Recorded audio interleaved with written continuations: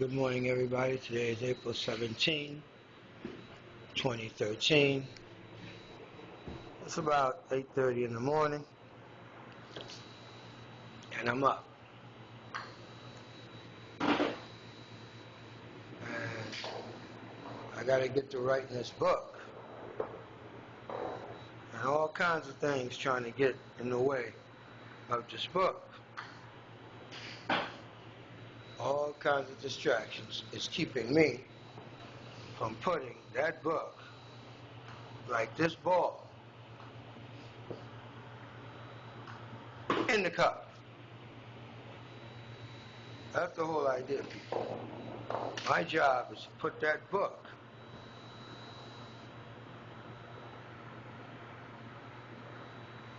on the shelf, like I just put that hole and filled it with the ball. And every time it comes back, you do it again. That's money. That's money. That's money. Every time you do that, that's money. Let me show it to you one more time. Every time you do that, that's money. Every time you do that, that's money. Ask Tiger Woods.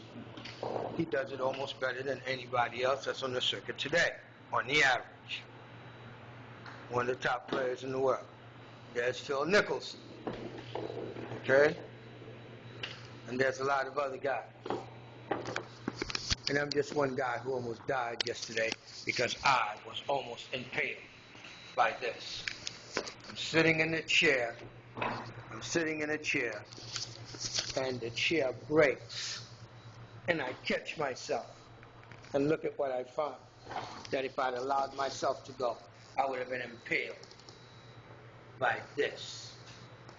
Right through me. Through my back. Would have punctured my lungs. I would have died.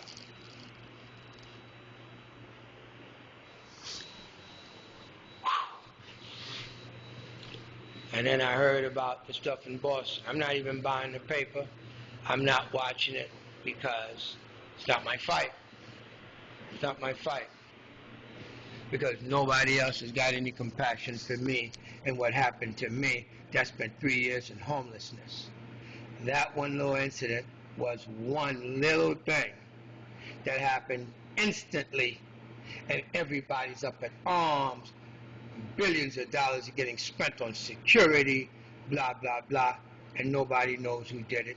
And the guys who did it to me were United States of America government agents of the Obama administration, of HUD belongs to him, NYCHA, because I got put out in 2005, in 2010.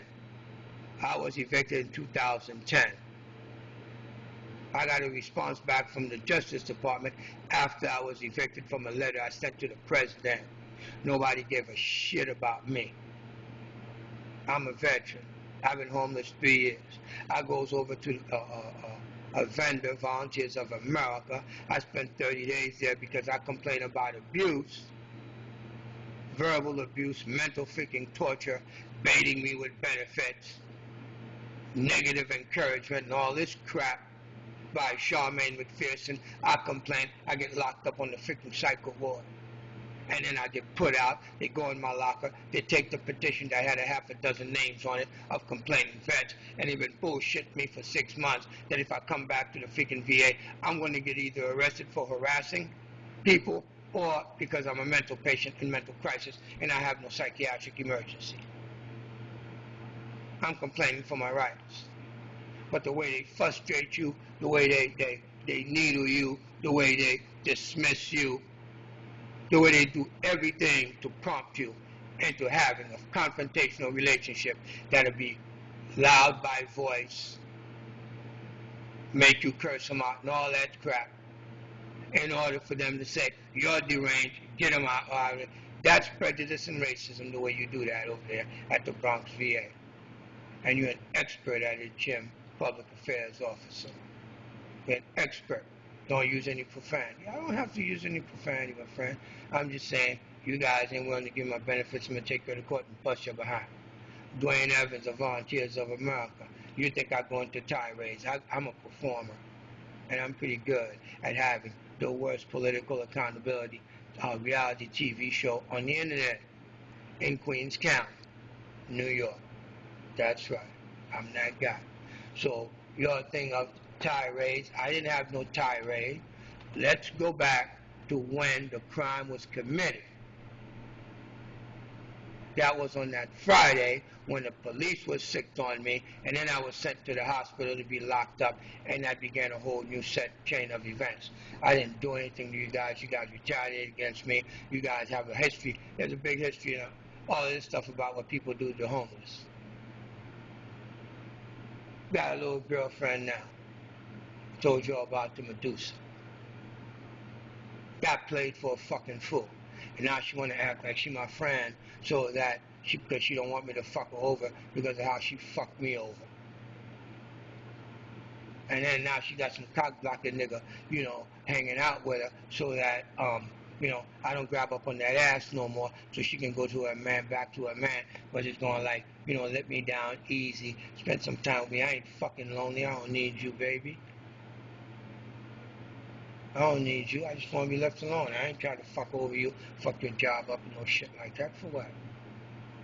That ain't what I'm interested in. You threw pussy at me and you played me for a fucking fool because you're 28 years old playing you're a 56, 57-year-old motherfucker. That's all the fuck you did. I got, and I'm telling it on my show. I'm going to tell it on my show, baby. Yes, you Medusa. You don't have to come and see me no more. I don't need shit from you. Nothing. Nothing from you. Because it ain't love and affection like it was and your commitment and all that bullshit. So you took stuff over there and your old man saw it. Y'all got in a fucking fight now, blah, blah, blah. And then you can't leave him while he's down. I thought you had left. I thought you just had a baby daddy and you were single. Now you're a married broad that I only see you when you're at work. We don't go out. We can't go do that. We don't shit. You just bleed me, using me, playing me for a fucking fool. And I thank you. And that's the civilian side of what the fuck does happen to me by the New York City municipality, the black elected officials. All I know is, man, I don't want to be around no black people in America.